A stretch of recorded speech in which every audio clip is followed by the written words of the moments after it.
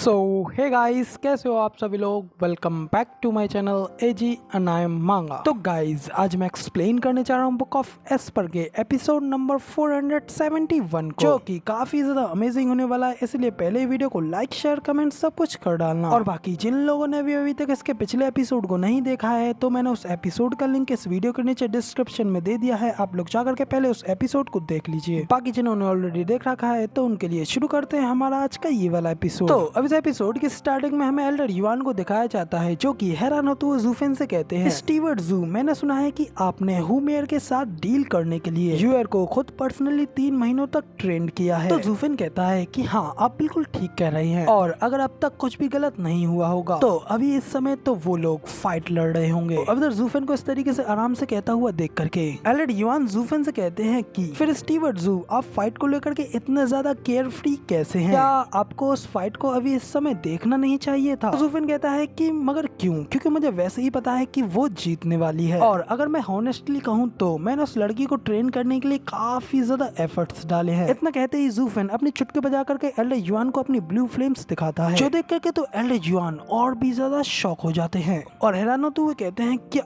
ये क्या है? तो ज़ूफेन उन्हें बताता है कि मैं एक एल्केमिस्ट हूँ और साथ ही मैं एक ट्रेवलर भी हूँ, इसी वजह से मैं इस फ्लेम को ढूंढ पाया हूँ। ये फ्लेम सोल को प्रोटेक्ट करती है और साथ ही दूसरे को जख्मी भी, और मैंने इसका use soul bead replica Ashura seed में भी किया है। तो ये सुनकर के तो एल्डर युआन की आंखें खुली की खुली रह जाती हैं, और फिर वो और भी ज्यादा हैरानी में ज़ूफेन से कहते हैं कि स्टीवर्ट ज़ू, इसका मतलब आपने एक 9th ग्रेड के स्पिरिचुअल वेपन को बनाया है? ज़ूफेन उनसे कहता है कि हाँ, मगर बस इतना ही नहीं, मैंने उसे एक 8th ग्रेड का आर्मर और एक 8th ग्रेड का वेपन भी दिया है, और वो 8th ग्रेड का demonic treasure dragon locking armour है, कि दूसरा वाला एक 8th ग्रेड का डार्क मून ब्लेड है। तो ये सुनकर के एल्डर युआन कहते हैं कि एक 9th ग्रेड के टूल को रिफाइन सिर्फ एक 10th ग्रेड का अल्केमिस्ट ही कर सकता है, और आपकी ये असाधारण कल्टीवेशन के बारे में तो कुछ भी नहीं कहा जा सकता। स्टीवर्ट ज़ू, इन सारी चीजों की वजह से तो आप खुद ही हुमेर को बेहद ही अच्छी तरीके से हैंडल कर सकते थे, जिसमें कि यहाँ तक कि आपको जरा सा भी एफर्ट नहीं लगाना पड़ता। तो फिर आखिर आपको ये सब करने के लिए एक छोटी सी यंग गर्ल की जरूरत क्यों पड़ी? तो ज़ूफेन उनसे कहता है कि एल्डर युआन, आप मुझसे अच्छी तरीके से इस सेक्ट के स्ट्रक्चर के बारे में जानते हैं, और हुमेर तो एक नोबडी है, और वो अगर इस पिक्चर में भी नहीं होती तो इससे भी कुछ फर्क नहीं पड़ता, और मैं चाहता तो उसे तभी एक झटके में ही मार देता जब वो मेरे पास आई थी, मगर मैंने उसे सिर्फ आज के दिन के लिए ही जिंदा रखा था, जब एक इनर सेक्ट डिसाइपल एक आउटर सेक्ट डिसाइपल के हाथों हारा जाता है। तो ये सब देख करके तो सारा का सारा सेक्ट ही शॉक हो जाता है, और उसके पीछे के सारे बूढ़े लोग भी नीचे फर्श पे आ जाएंगे। लेकिन ये तो अभी सिर्फ एक शुरुआत है, और एक अंडरडॉग होने के नाते अथॉरिटीज से लड़ने के संबंध में, जैसा कि वो लोग कहते हैं कि पहली बार में एक संयोग हो सकता है, दूसरी बार में भी एक संयोग हो सकता है, लेकिन जब ये तीसरी और चौथी बार में भी होता है, तो उस टाइम पे तुम मूर्ख, बिल्कुल ही यूजलेस हो। तो ज़ूफेन की ये बात सुनने के बाद में एल्डर युआन शॉक होते हुए उससे कहते हैं कि क्या इसका मतलब तुम इस सेक्ट के सिस्टम को हैंग करके इसके सिस्टम को चेंज करना चाहते हो? ज़ूफेन उनसे कहता है कि हाँ, बिल्कुल सही, आपने बिल्कुल सही कहा। इनर सेक्ट इसलिए गैंग्रीन है क्योंकि अलाइड डिसाइपल्स को इनर सेक्ट से ही चूज किया जाता है, ताकि हर एक एल्डर और वेनरेबल्स को उनके रिसोर्सेस में से उनको शेयर मिल सके। लेकिन आखिर वो उसमें अपना शेयर कैसे ले सकते हैं जबकि उनके एलाइड डिसाइपल एक एलाइड बनने के काबिल ही नहीं है? तो क्या आप समझे कि आखिर मैंने खुद से ये क्यों नहीं किया? अगर मैं वहाँ पे जाकर खुद ये करता तो मेरी सक्सेस सिर्फ कुछ ही समय तक जिंदा रह पाती, और मुझे ज्यादा से ज्यादा वहाँ पे इनर सेक्ट का एग्जीक्यूटिव बना दिया जाता, और इससे मेरे सारे के सारे एफर्ट्स बिल्कुल ही बेकार जाते, और फिर मैं सिर्फ उन्हीं के जैसे बन करके रह जाता। और मैं ये जानता हूँ कि ज़ीवुये ये बिल्कुल भी होने नहीं देना चाहेगा। तो अब ज़ूफेन को सेक्ट लीडर को नाम से बुलाता हुआ देख करके एल्डर युआन घबराते हुए ज़ूफेन को पहले शांत कराते हैं, और उससे कहते हैं कि स्टीवर्ट ज़ू, आप इस तरीके से सेक्ट लीडर का नाम नहीं ले सकते हैं, और सिर्फ उन्हें उनके टाइटल से ही पुकार सकते हैं। तो ज़ूफेन कहता है कि मगर क्यों, हम दोनों यहाँ पर एक दोस्त हैं, और वैसे भी ज़ीवुये को मेरी अभी बहुत ज्यादा आवश्यकता है कि मैं इस सबको किसी टेक्निकली कारणों से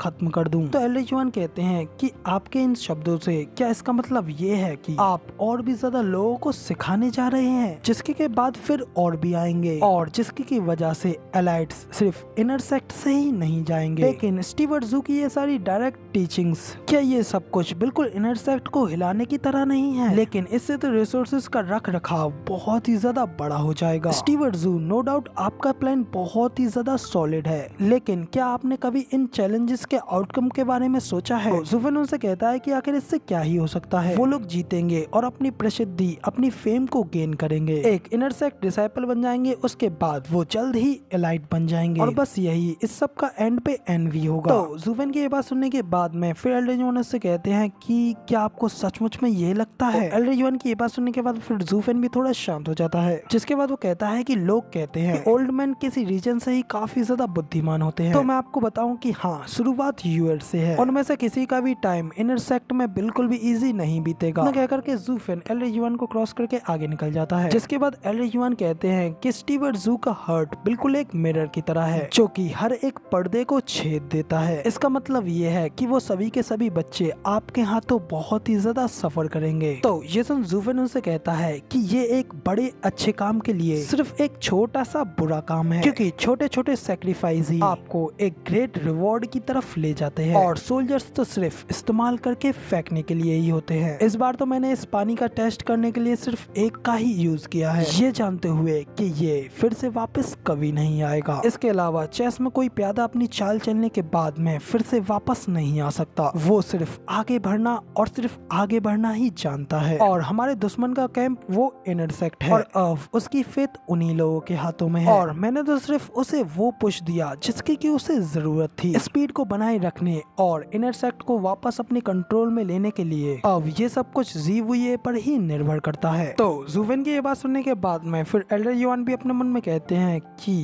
प्यादे हाँ। कहने के बाद फिर वो ज़ुफेन से कहते हैं कि लेकिन वो वही लोग हैं जिनका की पालन पोषण आपने खुद अपने हाथों से किया है, यहाँ तक कि उन लोगों को एक त्यागने का टूल मान लेने पर भी ये स्टिल अभी भी एक काफी बड़ा ह्यूज लॉस है। स्टीवर्ट जू, क्या आपने कभी उन लोगों को वापस बुलाने के बारे में सोचा है? तो एल्डर युआन की ये बात सुनने के बाद में ज़ुफेन अपना एक डेविलिश सा लुक देते हुए कहता है कि नहीं, कभी भी नहीं। तो एल्डर युआन कहते हैं कि मगर आखिर ऐसा क्यों? आखिर वो लोग इस लेबर ऑफिस में आपके हाथ और पैर हैं, और जब एक बार आप एक एग्जीक्यूटिव एल्डर बन जाएंगे तो तब वो लोग आपका एक फैक्शन बनेंगे और आपको एक बेहद ही ज्यादा बेटर रिजल्ट देंगे। तो ज़ुफेन उनसे कहता है कि नहीं, मुझे इसकी बिल्कुल भी जरूरत नहीं है। एल्डर युआन, हम सभी एक एक्सपीरियंस्ड आदमी हैं और हमारी नजर सिर्फ हॉरिजन पर है, लेकिन वो लोग बहुत ही ज्यादा ग्रीन हैं। वो लोग भेष बदलकर आशीर्वाद के मतलब को नहीं समझते हैं। उनका शोषण करना, फिर उनके जीतने के बाद को याद करना, इससे वो लोग मुझे हद से ज्यादा नफरत करने लगेंगे। तो फिर आखिर उनके लिए इतना ज्यादा परेशान क्यों होना? तो ज़ुफेन की ये सारी बातें सुनने के बाद में फिर एल्डर युआन अपने मन में कहते हैं यही कारण है कि आप इस सेक्ट की बिल्कुल भी परवाह नहीं करते हैं, और इसे वुये की तरह फलने फूलने के लिए ये रोमांचक नहीं है